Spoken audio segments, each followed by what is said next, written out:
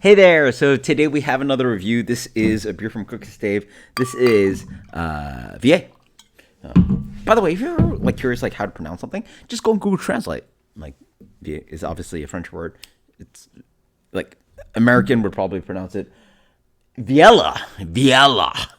Rah. It's Vieille. Literally Google Translate. Vieille.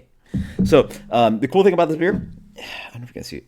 2014 batch 11, and I actually had to go on Beer Advocate because this is part of how I grew my palate, was literally just trying every beer I could, writing down my tasting notes, comparing to tasting notes of people that reviewed it on YouTube or on Beer Advocate.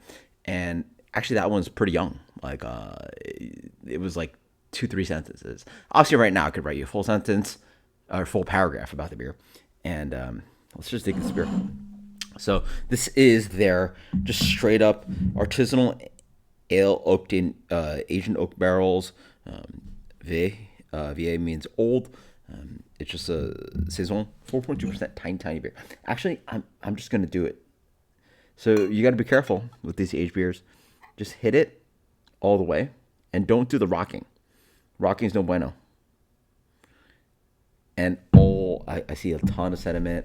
Or not ton of sediment, but a good amount, like stuff that will ruin the clarity of this beer. And I already ruined the clarity of this beer, so never mind. This beer is actually pretty good about it. Other beers will get chunkies, and this one looks beautiful. Nice carb to it, light gold color on the nose, funky, lemon acidity. It does not smell like beer that has been sitting around for 11 years, right? 2014 to 2024. Yeah. It's pretty tired. It doesn't really have much zest and oomph to it. But then again, this beer is 4.2%. So I could be drinking a Bud Light tonight, or this guy. Come on, get out of here. A little bit of lemon acidity. It's pretty bland-ish, a little bit aqueous, a little bit of Brett Funk to it.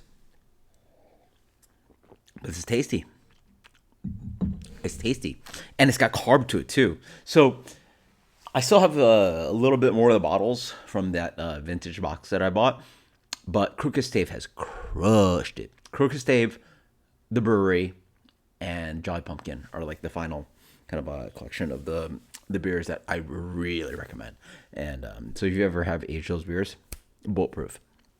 And shows me, if I go back to the store, ideally I still have some of this beer left.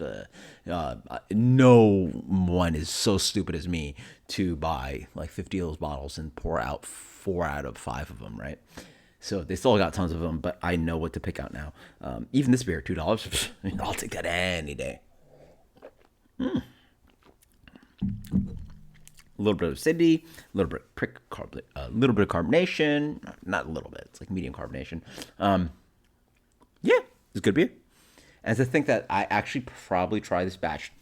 I went on Beer Advocate to look it up, and I probably had this beer back then. That's so crazy. That's so crazy. I had this batch of beer right when I was, early on, trying to get to craft beer, and to have this again is crazy, and it's still actually really tasty. This beer gets a solid 87. I honestly still think it's actually fantastic tasting.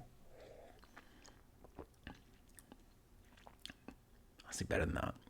Full blind, I would never guess this beer was 10 years old. I'm gonna go 89. So good. Stave crushing it.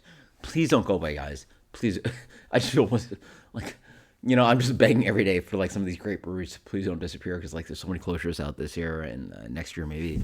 And they've definitely expanded to hazy IPA, West Coast IPA, doing all kinds of different styles. Even before I moved to Florida, they were doing all kinds of different styles and expanded their portfolio, which is definitely necessary to survive in the market. But